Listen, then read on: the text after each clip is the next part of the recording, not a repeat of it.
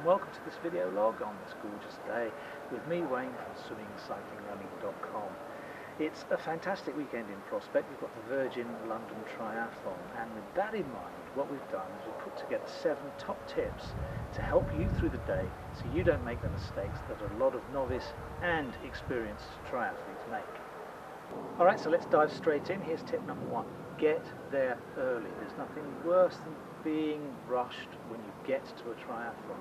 I would suggest that you have at least 1 hour for setting yourself up, getting yourself in the right frame of mind, making sure that everything's in its right place before you start the triathlon. Now they're suggesting 90 minutes. That does imply that there's 30 minutes to get through the registration process. So that seems fairly reasonable. 90 minutes plus, not minus, 90 minutes plus to make sure you're happy and everything's in its right place.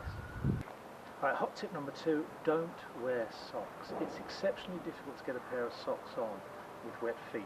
So unless you've got something like this, which is blister shield that you put in your socks, don't put them on as soon as you get out of the water. It's going to be tough, it's going to use you time, and it's going to use your energy.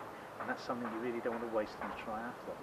Now, if you really don't want to put on socks and you haven't got blister shield and you don't put talcum powder in your shoes, then why not wait to the run section and put your socks on then, because you really don't need them for the bike. Alright, here's tip number 3. Have your transition area really neatly and logically laid out. We'll go into that in more detail right now. Okay, so this is what my transition area would look like. You can see that I've laid everything out in a logical order, and that's what you really need. I've got a towel that I can tread on when I come in from the swim. My shoes are ready and open. All the things that I need for the triathlon, such as the blister shield and the sports shield, are laid out so I can use them before I actually go to the swim. I'm going to put my wetsuit when I come back from the swim on that bag that I've laid out, so I've actually got a place for it. And that's important because if you don't know where you're going to put it, you may put it somewhere that's in the way of your bike when you want to take your bike off. Let's have just a quick closer look at the bike itself. Okay, so here we are closer to the bike, and you'll see that I've laid out my helmet on my tri-bars so that the front, which is here, is forwards.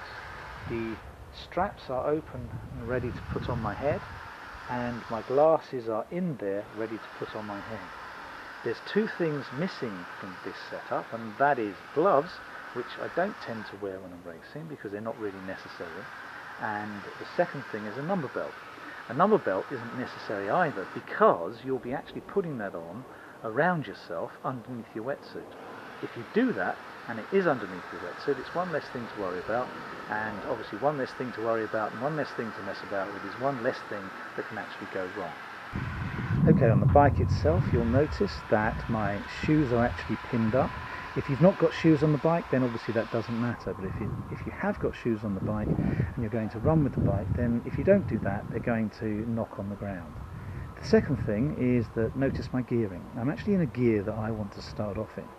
If you're not in a gear you want to start off in, you'll simply be uncomfortable when you start either overgeared or undergeared. Remember that, quite important. Set your gearing up before you rack your bike. The next thing you have to do is decide what's going to happen if you have a puncture. Now, a puncture can either mean that you say to yourself, right, my race is over, I'm finished, I've had a puncture, or it means that you're just going to take longer to complete the actual triathlon itself. It depends what's important to you. If it's important to finish, carry a pump, carry a puncture repair kit, or carry something, or in a tube, so that you can repair a puncture quickly and get on your way again. Okay, tip number 4, lube both yourself and your wetsuit. I use sports shield like this, and I would actually lube the wetsuit up around the neck where I need to, directly on the wetsuit. I'd actually lube it inside the sleeves as well and on the ends of the legs, but you can do that to yourself. You can get some lube on your arms if you wish and on your legs so that the wetsuit slips off easier. However, there's one place that you probably haven't thought of putting on lube, and that's over your shoulders, to make it easier to actually move in the wetsuit itself. And it really does make a big difference to your race if you feel comfortable whilst you're swimming. So that's tip number 4, lube both yourself and the wetsuit to make it easy to get off and to swim.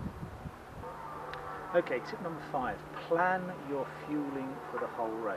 I would tend to take at least 2 bottles of liquid with me, one probably would be plain water and one would have some kind of energy drink in it. The energy drink bottle is likely to go on my bike and the water is likely to stay with me, or I might have two with energy depending on the length of my race.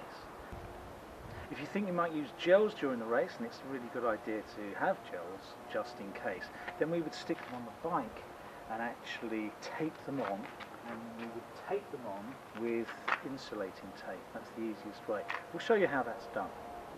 Okay, so we've come up close to see how to put a gel on your bike. Now you can put as many of these as you like, but if you're going to put more than one, we would suggest starting down here and then working that way up, yeah, so that you can then put one after the other after the other. And the aim is to have it on your bike so that all you do is rip it and it actually comes away ready to drink. So you've ripped off the actual top of the gel and it's actually ready to drink. So if you had another one here, it would have to be underneath. That's why we say put it on first. But there you go, that's how easy it is, and suddenly that's on your bike, it's going to stay there, it's with you, you're not going to forget it, and you are gelled up and ready to go. Tip number 6, and this might be the most important piece of advice we can possibly give you, and that is plan your routes from your swim in to your bike. From your bike to the bike out, from the bike in to where you've got to put your bike up and your racking point, and then from your bike to the run out. All of those points are really important, and in a space as large as the London Triathlon Excel Centre, you are going to get confused if you haven't practiced it. And I suggest finding points of interest and then counting steps from that to your bike. So for example, you might see a post and you say, okay, I'm running here, that post, 1, 2, 3, 4, 5, 6, left, that's where my bike is. Okay, and it's going to be different from the directions you're coming from to the bike. So it's going to be different from the swim in to the bike out, from the bike in and to the run out. Now obviously you want to know where they are, because if you don't, you're going to be searching for your bike in transition, and in such a large transition that just doesn't make sense.